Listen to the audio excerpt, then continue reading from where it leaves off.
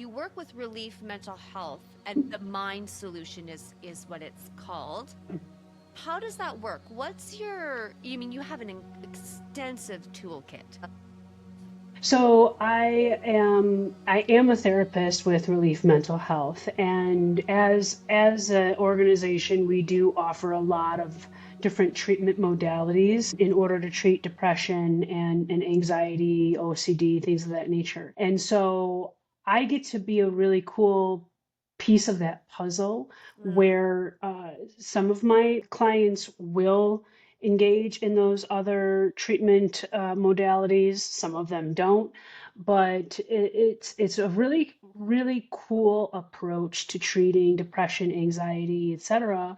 Because we're not just giving out a medication and okay, I'll see you next time. We're not just doing talk therapy. We're not just doing these things.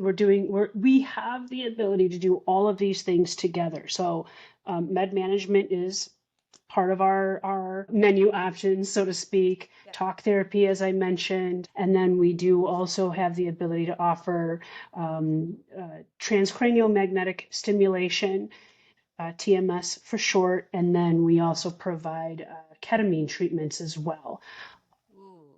Both of those are pretty up and coming. There's probably more folks out here who don't really know exactly what that's all about. And maybe that's a whole nother podcast.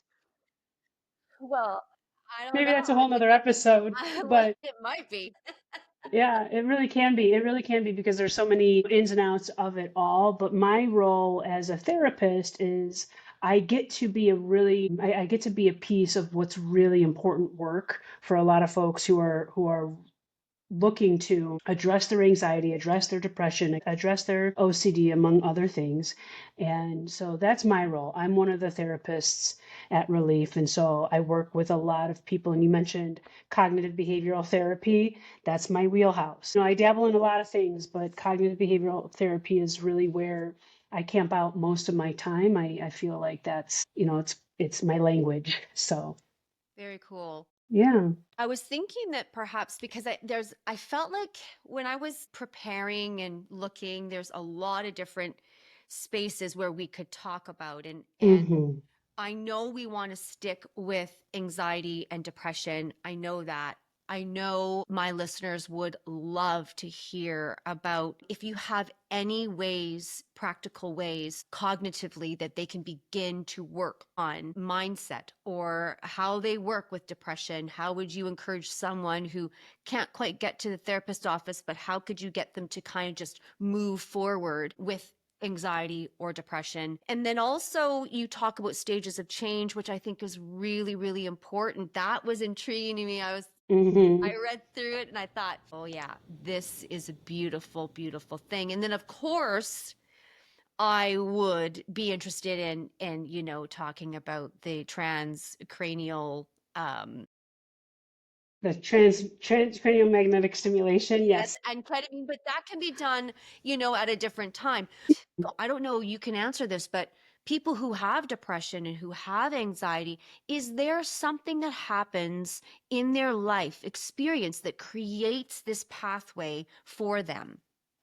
I believe so. Yeah, yeah, I do. I believe that, and I'm going to go kind of old school here, back to my Psych 101 days, really, where, we learn a lot about the mixture of nature versus nurture and how who we are today and how we experience life today has a lot to do with a mixture of how I was brought up, maybe even some of my genetics and things that I was born with, right? As well as that mixed with the life experiences, the things that have happened to me, things that happen to us in our life. I'm going to use the word trauma as, and maybe they weren't all traumas, but things that happen to us in our lives actually wires the brain. Right. So if you imagine what we all know the brain to look like, it's all of those different, basically like noodle looking, right? I always picture like, oh, those are the pathways. And everything that happens to us in our lives, as well as the genes that we were born with, as well as the things that we were, taught by parents and our cultures, et cetera, create those pathways. And the traumas that occur, that car accident, that major breakup, whatever it is, the abuse, whatever it is going to, the brain will then create a new pathway for the purpose of protection. Okay. So for the purpose of protection, the brain creates a new pathway. Mm-hmm.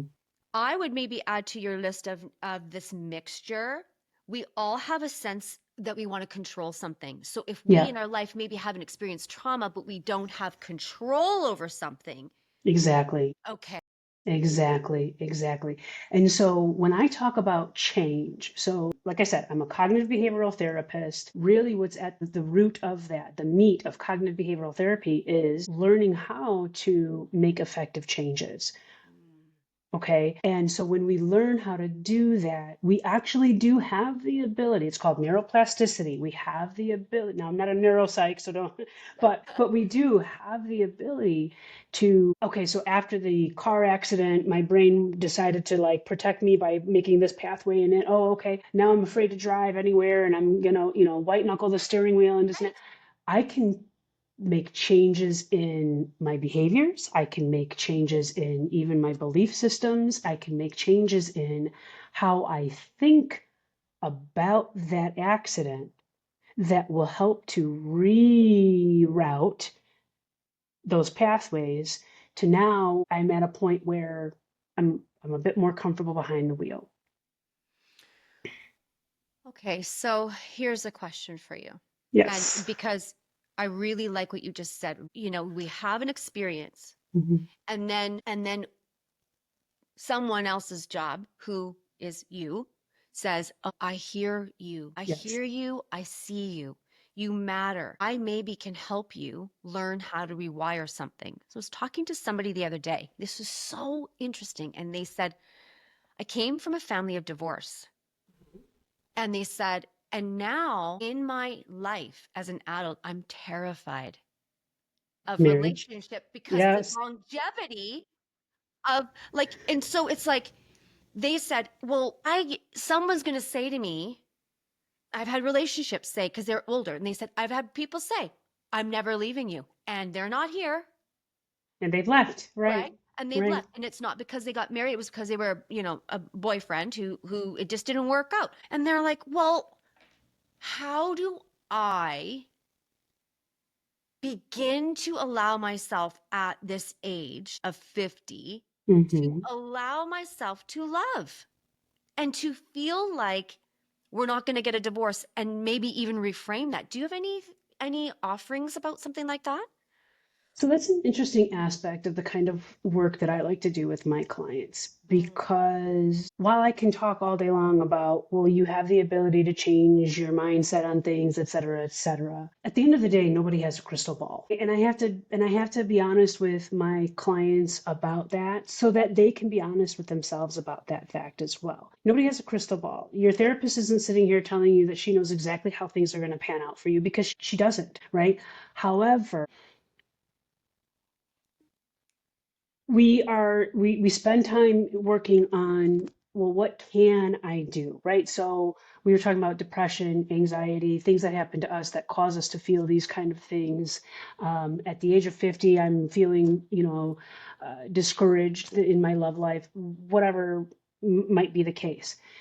Okay, so there's a side of the coin where we can do some work around what can I do about the situation that is causing me to feel the way that I'm feeling. And as the therapist, I'm going to walk you through identifying those things for yourself because it might be different for you than it would be for me and etc. So I'm going to work with you on identifying, well, what is the can? What can I do about these things? And then we will spend time because I would be remiss if I didn't spend time with my clients in this area of, well, what if it doesn't go that way? What if you do, this example that you gave, what if you do start to date somebody again and you start to, have feelings and you get to that point, but well, it didn't work out, we broke up, etc. Okay.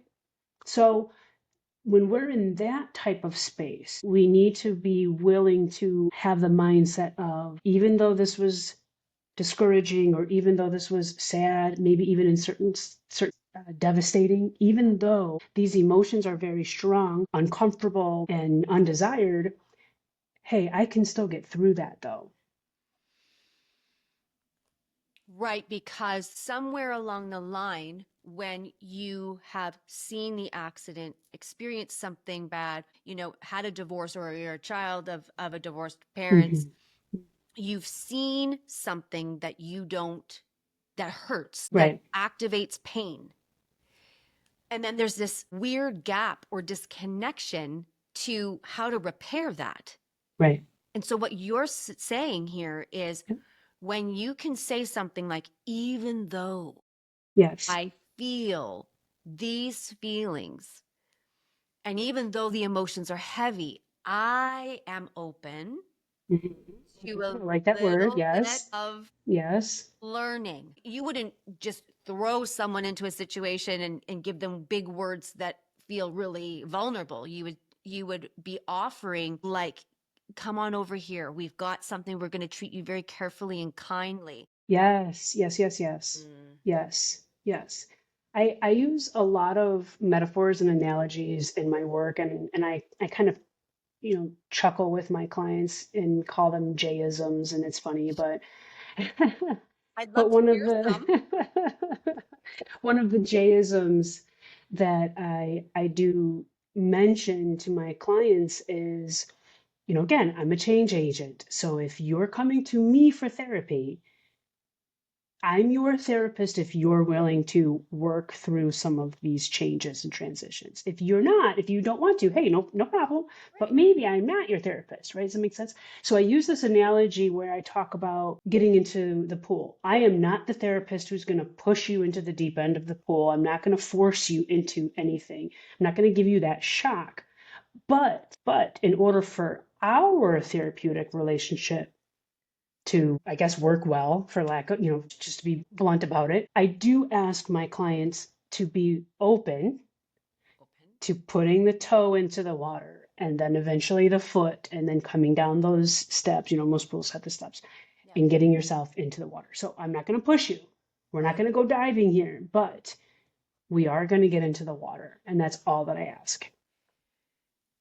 Okay. So we dip our toes in, then Yeah. our half our foot. Now we got our ankle. We're up to Yeah. our leg. Now we're kind of in the water.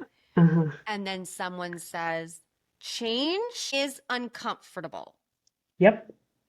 So there's a recognition, and this is where I mean, I have four adult kids. My own self. It just Mhm. change can hurt, and it can be especially if you have anxiety. I find that trying to renew my mind is a very difficult task when the narrative is cycling and rolling and trying to not jump out of the pool because the narrative is like, this is unsafe, this is crazy. Like it's crazy how that works. Yeah. Yeah, it's interesting. It's interesting. And it is almost, even though I use that as an analogy, that the irony of it is that in real, actual physical life, Yep. I'm the slowest person to get into an actual pool of water. And if my family is listening to this, they'll laugh because in the summertime, we put the pool up and it's great. And it's this lovely thing and it's wonderful.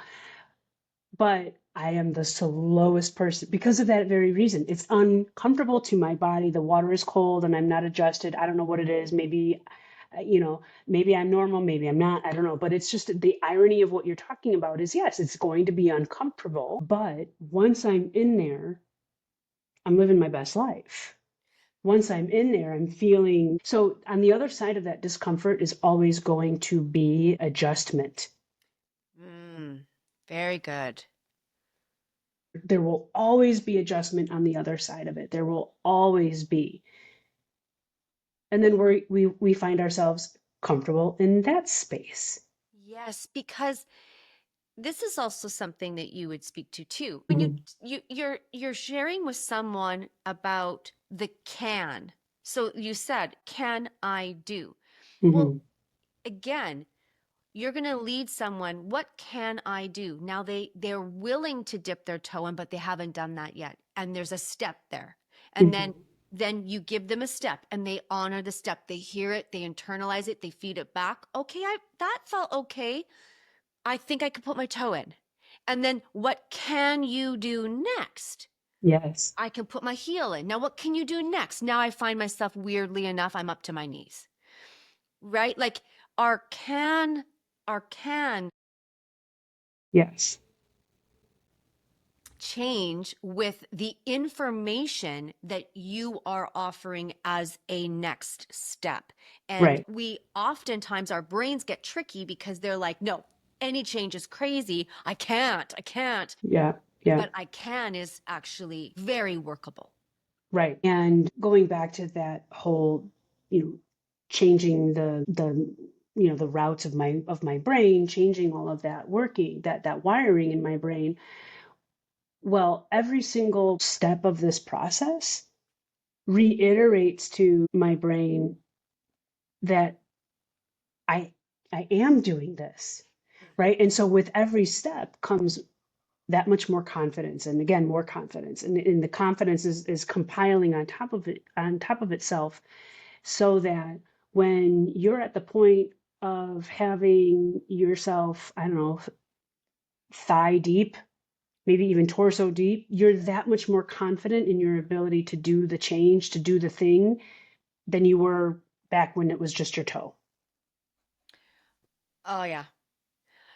I just wrote here as you were saying that, from impossible to confident to do the thing. Hmm. Because I would say cycling narratives are a really hard thing for me. And the cycling narrative, it cycles, so it feels impossible because Right. I don't feel in control, which then equals, for me, it's impossible to get rid of the cycling narrative. Yeah. Yeah. Right.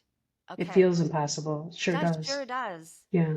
So, as you work with someone who has depression, who's experiencing depression, Hmm. or experiencing anxiety, do you lead them to the water in different ways?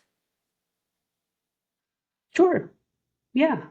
Yeah, it's so what would that look like? So that's basically we come to the root of what's sparking that depression, right? And so some of it's maybe twofold, maybe even multiple fold, where it's I'm feeling depressed right now because I recently lost a loved one. That's very acute. That's very, I'm going to say the phrase on the surface, and I only mean that because it's just happened, is what I'm referring Oh, to, okay, that's as really opposed to, right, as opposed to I'm feeling depressed because I've been depressed most of my life. I've been depressed most of my life because when I was 10 years old, there was all of this bullying going on, and I grew up in an abusive household, and I watched mom and dad argue, like all of that deep rooted stuff. See the difference I do. between, right, even though I used as drastic of an example as I lost a loved one, there's a difference in that. And so when person comes into my office for therapy, yes, I would lead them to the water in a different way, depending on, first we're going to look at what's most pressing right now today, because if you just lost a loved one, what you're experiencing right now is most likely, maybe there's a decline in your daily functioning as a result, which needs to be addressed pretty quickly. Maybe there's a decline in your ability to work, which needs to be addressed fairly quickly. We don't want to compile that issue. Maybe the loss of your loved one is impacting your marriage or your relationship, and so we want to address that fairly quickly. Again, because we don't want to compile the issue, because now, no, right? So that's one way. Then the other way is, and we probably will do this over a course of several years, a handful of years in therapy, because we've gotten through all of that. Okay, I feel better, I feel healed from my loss, etc. Now, okay, I still do have some bouts of depression, and then we go another trip to the water, to use my analogy and Sure, continue with right. that. We go, okay, so all the stuff that you've been carrying with you most of your life, you want to unpack that now? Most of the time, the answer is actually yes. Okay, Mm, start yes. back with the toe all over again. Yes, back to the toe all over again. However, would imagine that you've experienced this with your clients where if in one area they've been in the water, Hmm. they would be more likely to go back into the water without as much hesitation as the first time. I would agree with that. Yeah. Yes, I would Yeah. agree with that. Again, because of that confidence. See, here's what's happening. All below the surface, bubbling under all of everything that we're talking about. Like I said before, what's happening is confidence is being built up. Confidence and security and even self-esteem, all of these things are being woven and built while you're doing that work of healing, whatever it is that's caused the depression in the first place. And we're using depression as an example, but same is true for anxiety if we were treating anxiety or whatever else. So what's happening below the surface is you're weaving that for yourself, and it's getting stronger and stronger. Okay, so intermixed with all of this work, you're going to hear me say, are you acknowledging that right there? Are you acknowledging and celebrating what you're building and creating? And yes, therefore, what you said is absolutely true. The next round comes with less hesitancy because they've seen themselves come from point A to point B once. I'm ready to go. I'm ready. Let's do it. Let's do Yeah. it again for this one, and let's do it again for that, and this and whatever else. Yeah, absolutely. Well, I just saw, as you were talking, an image came to my mind that Hmm. when you say you're weaving Yeah. confidence and self-confidence and these maybe you have as what's being woven is calmness or Hmm. learning to regulate your body in some way, Regulate your body, right? your emotions. Absolutely. Well, in my view, that creates a little net. So I you was could seeing be, that too. that is so Exactly. cool. You could be in the middle of the ocean Yes. and a net is created so that you can feel like you Hmm. aren't ever going to drown. Right. And Right. that's really the power of the confidence and that nurturing of and caring for yourself. This is all about self love. So when I went to my therapist, and she and I got an appointment next week, by the way, but I know it's my regular check-in. But things happen, and I was thinking, okay, well, why am I going to see her? Because you don't. I would like to have reasons for why I'm going. Just because your life is good doesn't mean that you don't need to have just this extra little support thing, right? Absolutely, for sure. And so I think for everyone, there's this interesting thing that happens to me. Having been a mother, having been, I've had a very deep wealth of life experiences, both good, both bad, and it in all the places in between. So you can find yourself slipping every now and then into different things. And so I would say that this net that creates something underneath you, it's it's just loving yourself as you step in and choose to dip your toe in, or like you said, choose to move into and be an agent of change. You are an agent of change as the therapist, but Mhm. I am now a second agent of change. I'm going to argue even a more important agent of change. Not that we're ranking things here, but, and I say that because it's your life. It's Yes. your change. It's your decisions. It's your work. It's your growth. And so when you get to that place and you're able to, okay, I'm an agent of change now, that's the torch is passed. The baton is passed. Good. Great.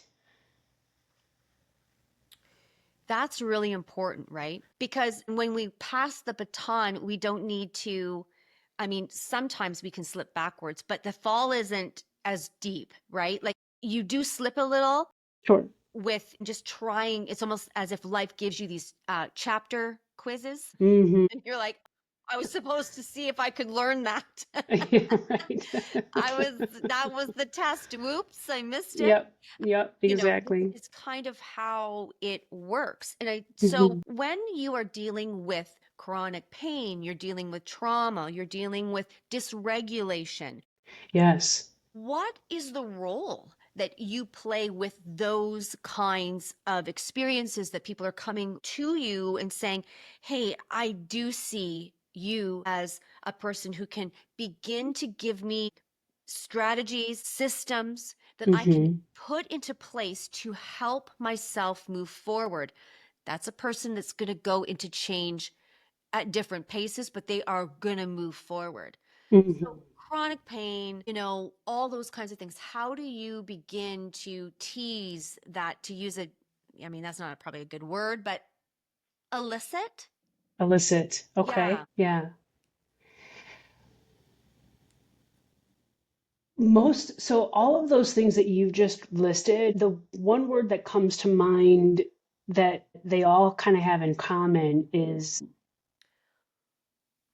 okay. So I'm doing some work in chronic pain now as well, developing some stuff with that. But it's when we feel anxious, the overwhelm is I need to take care of all of these things all at once so that my stomach is no longer fluttering.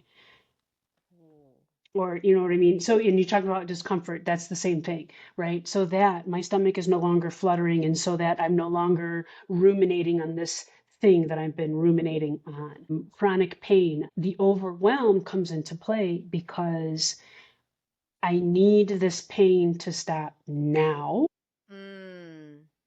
immediately, and I need to feel back into control again. That's chronic pain. Depression, same thing. I need for these issues to be resolved now. I need to be able to feel more myself now. And so I'm overwhelmed with let me do the things quick. I gotta get. And so to answer your question, it's important for me knowing that you're coming into my office with that big word looming over, overwhelm. I say, stop for a moment, breathe into this, and let's break it down. Chronic pain, you can't expect yourself as a mere mortal human, sorry, to be able to wave the wand and now the pain is gone. But you can, as yourself, this mere mortal human that you are right now, Yeah. today, Yes. soak in a hot bath, call the doctor to make an appointment to figure out is there a screening that can be done to get to the bottom of this or what have you. You can uh, um, do some physical therapy stretches, things of that nature. Now, it's bigger than that. I don't want to sound like I'm oversimplifying it, but the point that I'm making here is that big word, overwhelm, looms over all of these things. So let's break it down into smaller, bite sized pieces. And that goes full circle back to the what can I do about it now? Because a lot of times, with that overwhelm and that strong desire to solve the issue immediately, all at once, we forget that, oh, wait a minute. Yes, right now I can pick up the phone and call my doctor and just schedule the appointment. That's all I have to, that's it. Right. Oh, I can do that. Yes, you can. Yes, you can do the small movement. What can I do now means in the present moment. In the present That's moment. now means now. Mhm. Where the overwhelm comes in for many of us is we are thinking about 10 years later, right? We're thinking Way about ahead. that wedding we're supposed to be at. Well, how can I do this if I have to go there? I mean, it's weird, isn't it? Right? Next Tuesday, I got to go. I can barely get out of bed. How am I going to go to that thing next Tuesday? And so, what you're imparting to us is the overwhelm is a messenger. Mhm. Overwhelm is saying, I have a message here. Right. The message might be bring yourself back into your breath, back into your body. Yeah. Now, what can you find right now? Right now. Right now. Does this also moves to the how you were talking at the beginning about the synapses and the brain? So when you had this moment where you're feeling overwhelmed, it almost is like it squeezes the flow um so that it almost stops, like you're almost stunned or stuck, or like I have a crazy little example, but we laugh about it to this day because I was cooking tacos and I put the taco shells in the oven. I didn't see that the one taco shell fell, so Okay. it caught on fire. So a whole bunch of people were here, and I turn and there's a fire in the oven. So I call Dave, and he comes running, and Mm, there was the oven door was ajar, so there's oxygen going in. sure. So I get completely overwhelmed. I just start running in the spot in the kitchen. Like I don't actually go anywhere. I'm Yep. like, and it was like I never went anywhere. And he's looking at me and he's got his hands on the door. The fire's going out and he's looking at me and I'm just in this overwhelm of who do I go? Where do I go? Where's the fire extinguisher? Where's this? Like the overwhelm was, it actually made me stay Mm, in this really weird zone of panic. And so then I think about that when you're talking and going, well, if you're a student and you're overwhelmed with all the schoolwork, how do you look at studying for an exam when you're overwhelmed? right. How do you look at how do I get out of this abusive relationship? It's overwhelming. Right. Right. How do I get out of the narrative of anxiety? How do I move out of the blanket of depression? How do I move my body from pain to health? Mm, These are big, huge, looming things. And you're saying, yeah, but you can. right. And we can go this little tiny step. You can do something is what you're saying. Yes. Yes. You could do something.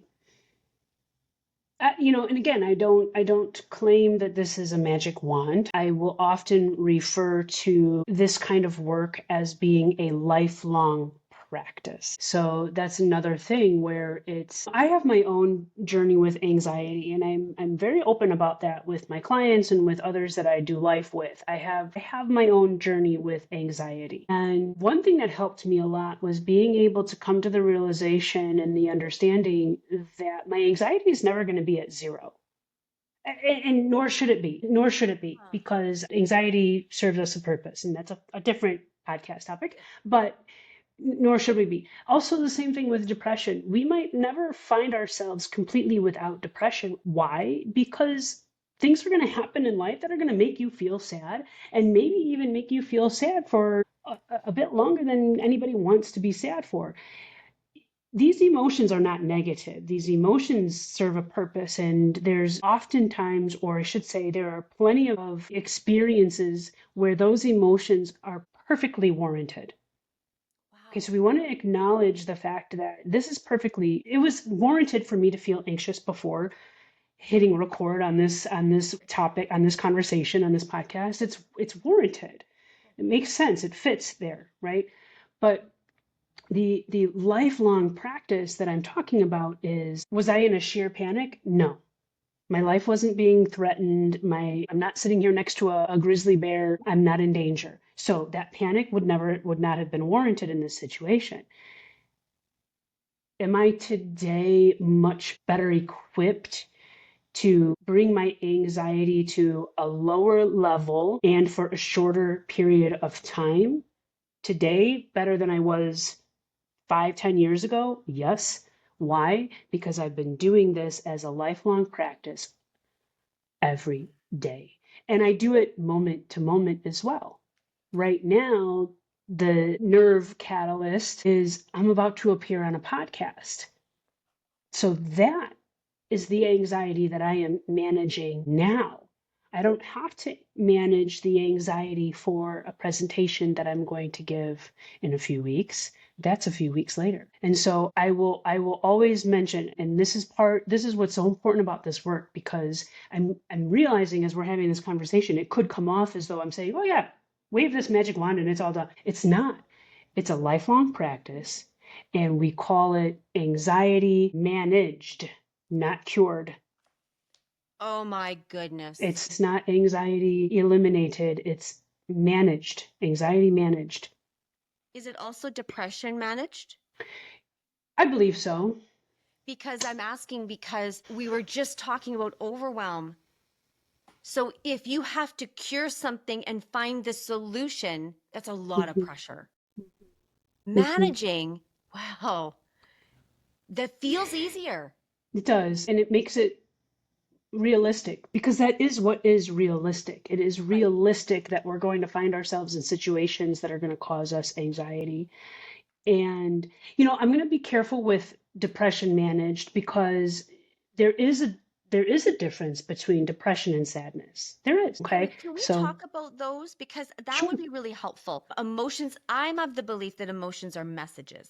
They Mm-hmm. are speaking to us. So Mm-hmm. if sadness had a voice, it would say.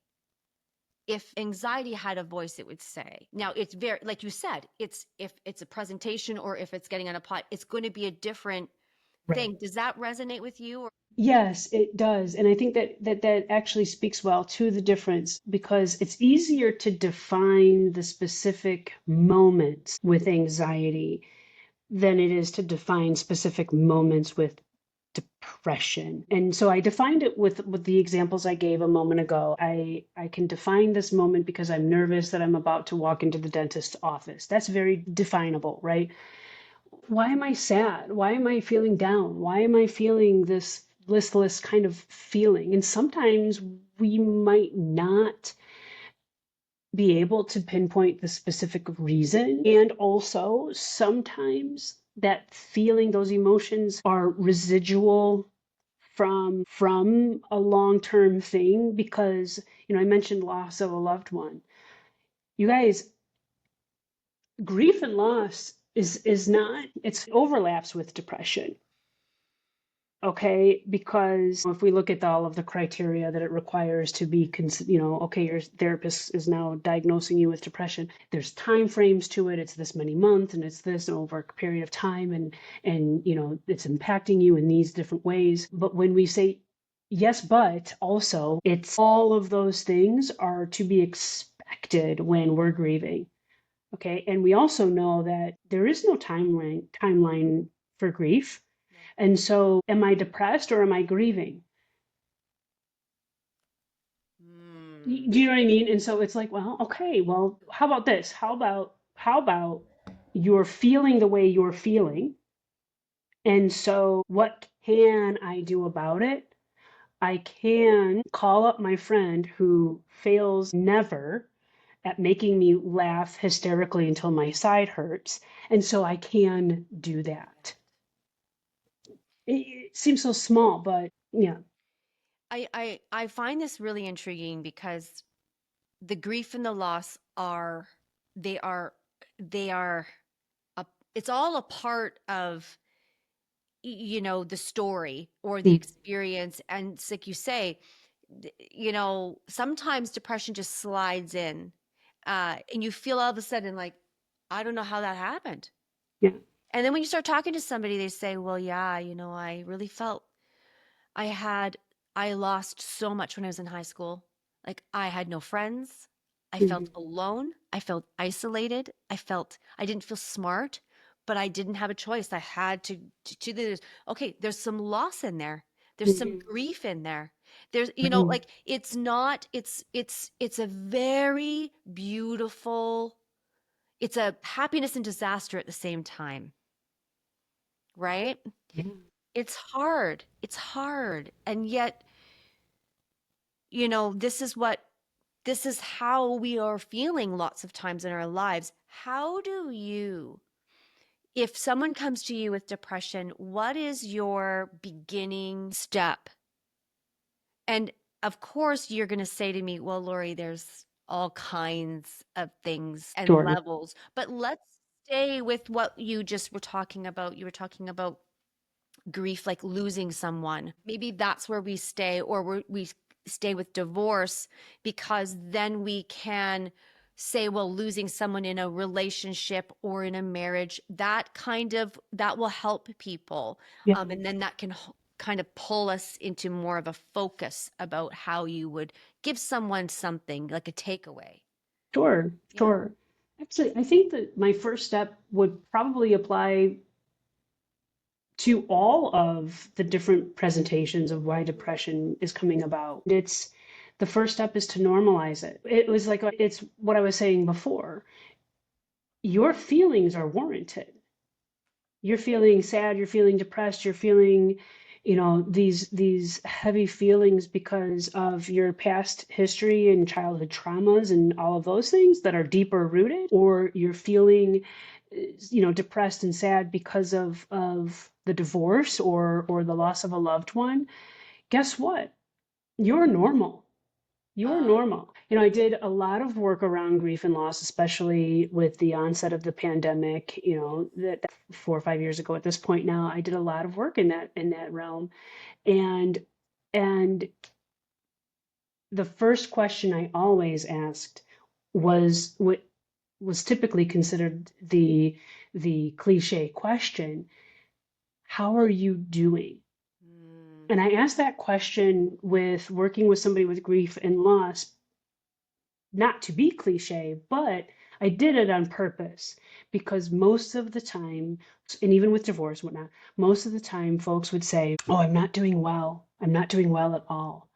Tell me why. What is it that you're gauging that answer on? Well, I'm crying all the time and I've missed some work and I'm not really laughing and present with my family as I once was. And I say, great. Guess what? You're exactly where you should be. So I think step one always is, let's normalize that. Let's normalize what it is to experience a warranted emotion per the situation. ooh. Let's normalize the feeling and the Hmm. emotion per the Hmm. situation. Per the situation. And to give another Jayism to for us to chuckle on that too is, you like these, right? I do. A lot of my clients have heard this many, many times throughout the time that we've spent together. And it's, if you stub your toe, you're going to say ouch. It's not that we stub our toe and we, think to ourselves, oh, how dare you say ouch, or what's wrong with you? What is wrong with you that you just exclaimed here and shouted and grabbed your toe? What's the problem? Why are you? No, we don't do that to ourselves. We stub our toe, ouch. Okay, that's a warranted reaction. Right. There's makes sense that you would have that exclamation in the moment. Mm. Okay, so now what can I do about it? I can elevate the foot, I could put ice on it, I could breathe it through the pain, Some of you know. us feel like we can't, though. Isn't that amazing? Mhm. Because I feel like that sometimes. It's just retraining my brain to say you can feel. You can be connected to your body. You don't Right. have to rush through to finish the thing that you were trying to get to before you stubbed your toe, Yep. right? Yep. You Yeah. can stop, can sit down, and you can just take a second to feel what just happened Right. to you and the feelings that are in you and that are coming out. Right. Right. And that's not always easy.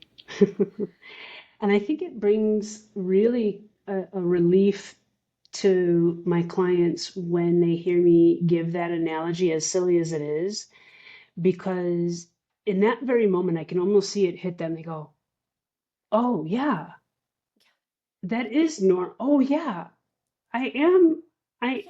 Yeah, I am okay. And I go, you're not broken. No.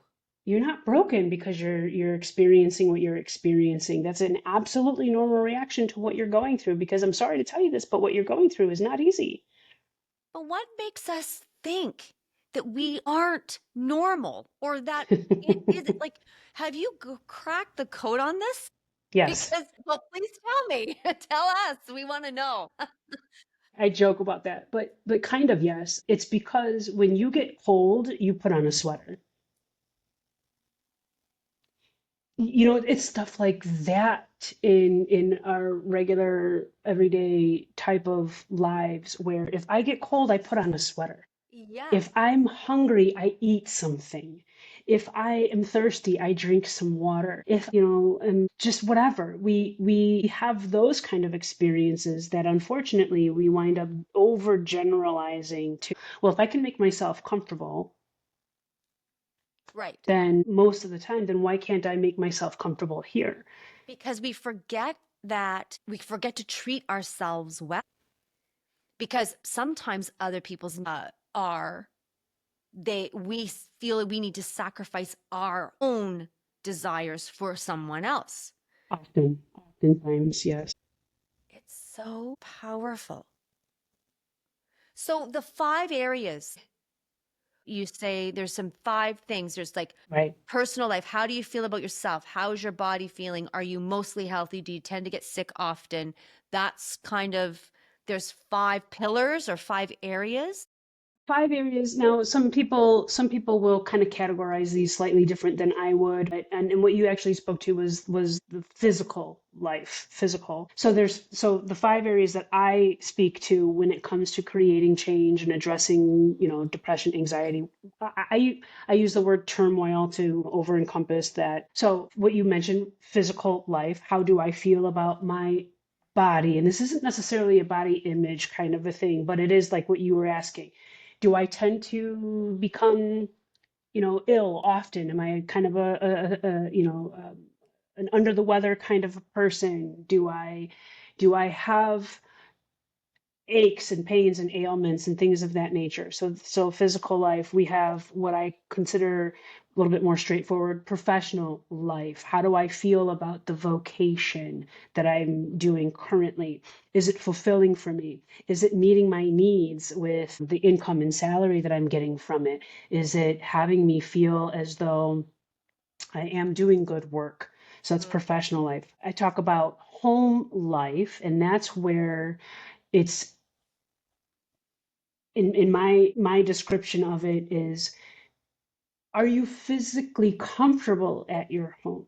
Do you have a place that you feel as though you can sit back and relax and totally shut down and unwind? Or are you feeling in chaos within your household? Home life includes your relationship satisfaction if you are cohabitating with your partner. And then we have social life. Are you out there, engaging in your hobbies? Are you seeing people that you want to see? Are you, interacting with other humans, right? That kind of a thing. Social life will include your relationship status if you are in a relationship but not cohabitating. So, what's the status? How is that going? And then finally is spiritual life. And I do include spiritual on this list because even those who are not spiritual at all, well, you got to that conclusion some way, somehow. And so the questions asking that you would ask yourself under that categories are you satisfied with that? Are you firm in what you believe or don't believe? Do you stand with your convictions in that? Or are you still kind of questioning some things, not really certain, that kind of thing? And so, those five areas of life, turmoil can come about, feelings of depression, feelings of anxiety, stress, whatnot, overwhelm. That turmoil can come about if any one or more of those five areas feels a bit off, not working for me. I don't like my job. It's allowing me to even pay my bills, let alone. And so, right. And so I'm feeling nervous all the time. Am I going to be able to pay my rent kind of thing? That's turmoil. Hmm. Okay. So those are the five areas of life. And that's another one of the initial places that I start. So we talked about, I start by normalizing why you're feeling the way you're feeling. But then we start by, let's examine those five areas. What do you think of those five areas could be contributing to the turmoil that you're experiencing? Hmm. I love that. Five areas: physical life, professional life, home life, social life, Mm-hmm. spiritual life. Mm-hmm. And then you would say, okay, so how could something in your life be contributing to in terms of turmoil, Sure. anxiety, depression, overwhelm, um, emotions, powerful big emotions? Right. How could those be contributing to a pain point or an experience in your life where you're feeling like it's less than desirable? Exactly. Yes. Okay, Yes. very beautiful. Yeah. Do you have, like, as we wrap up, do you have any like exercises? Is there a something that you could give to us to help Yes. begin? I love this. And it's such a perfect segue for what you just asked me as well, because write that down.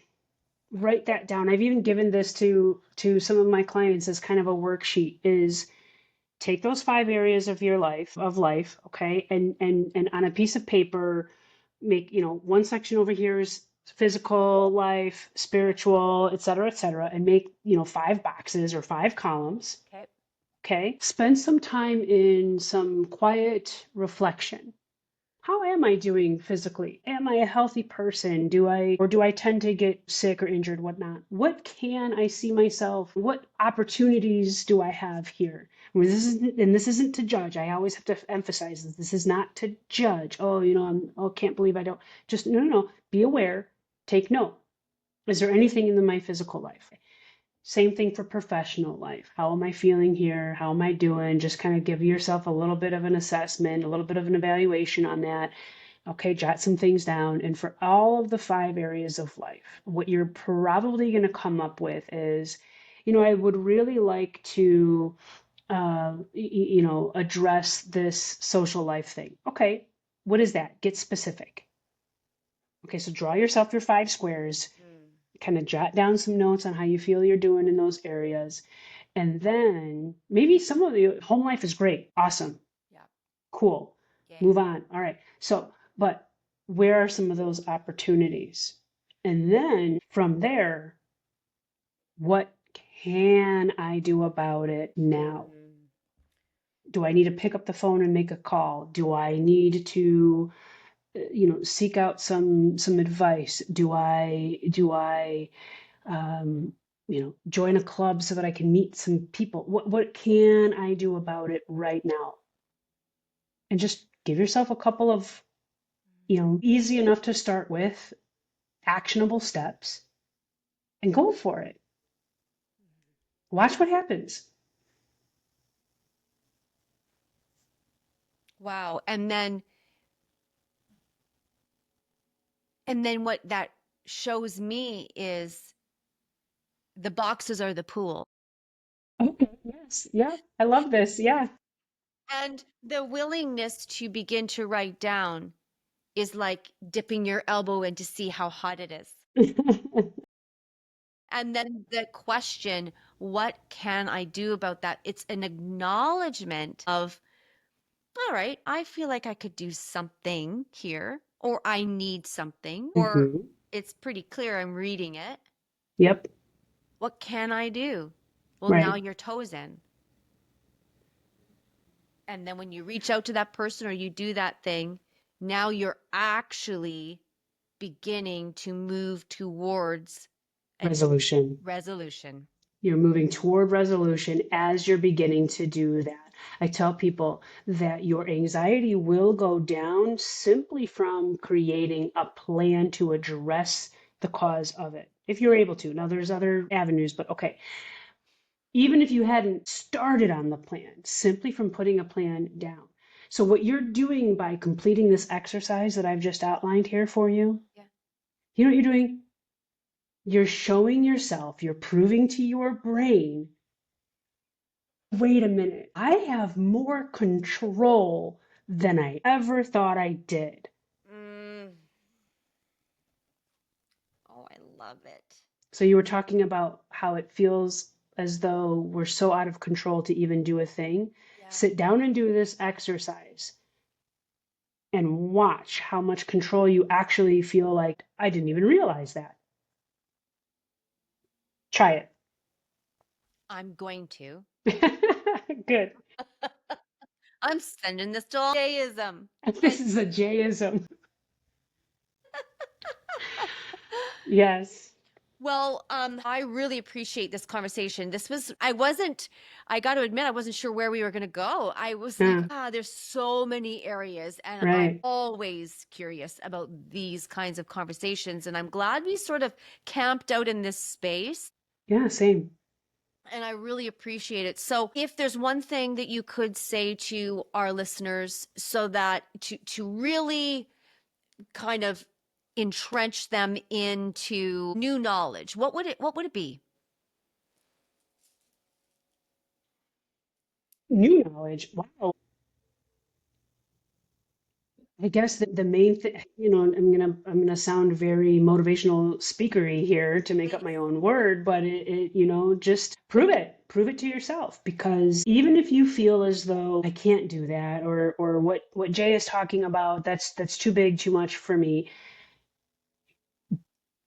dip the toe and watch what happens.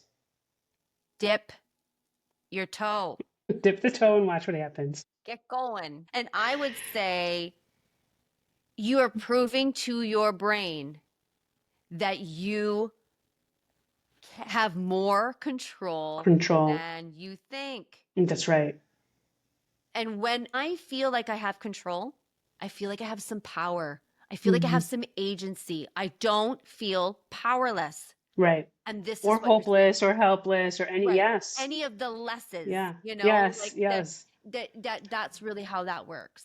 Yep.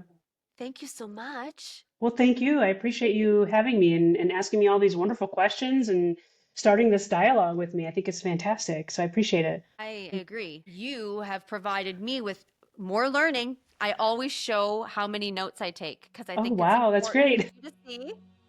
I love that. No, that's great. I always treat the podcast like it's a mini masterclass. I'm honored. I love it. I absolutely appreciate and love that, we were able to have this conversation because you've got some really beautiful pieces here. So, Well, I appreciate you asking me to join you today. I feel, like I said, it's an honor to be invited to the table, and so I do. I appreciate it.